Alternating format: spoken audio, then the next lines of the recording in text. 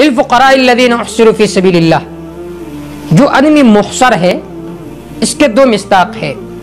ایک مصداق یہ ہے کہ جو آدمی اللہ کے راہ میں جہاد کرتا ہے تو ظاہر بات ہے وہ سفر نہیں کر سکتا زمین میں، ارد گرد سارے ان کے دشمن ہوتے ہیں، تو انہیں بھی تم زکوٰۃ دے سکتے ہو.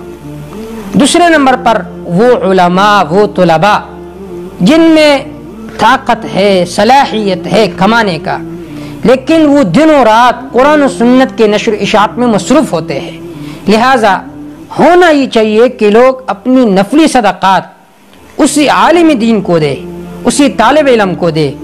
اسی طرح اپنی فرضی صدقات اسی مستحق طالب علم، مستحق عالم کو دے.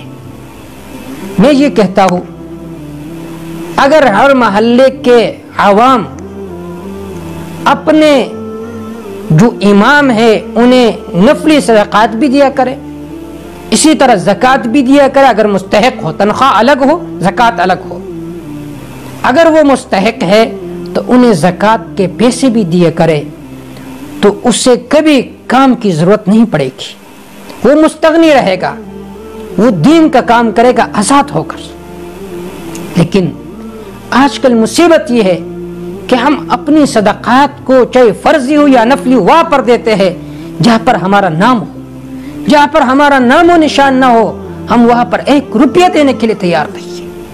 تو میں التماس کرتا ہوں، اپیل کرتا ہوں، جہاں جہاں علماء ہے، مستحق ہے، محلے کے امام ہے، تو عوام کو چاہیے کہ اپنے امام کے علاوہ 1 روپیہ بھی باہر کسی کو نہ دے. اگر مستحق ہے تو اس کا ڈبل ثواب ہے، اس کا دگنا ثواب ہے. لہٰذا آپ ضرور ہی اپنا ائمہ کے ساتھ ہیلپ کرے. وہ محصر ہے، قرآن و سنت کو بیان کرتے، اس کی نشر و اشاعت کرتے ہیں، وہ کام کے لیے اتنے فارغ نہیں ہے. لہٰذا آپ اپنی صدقات کو ایسی جگہ خرچ کرے جو مصرف ہو. اور سب سے عظیم ترین مصرف اس زمانے میں علماء اور طلباء ہے. لہٰذا انہی پر اپنے اموال کو خرچ کیا کریں.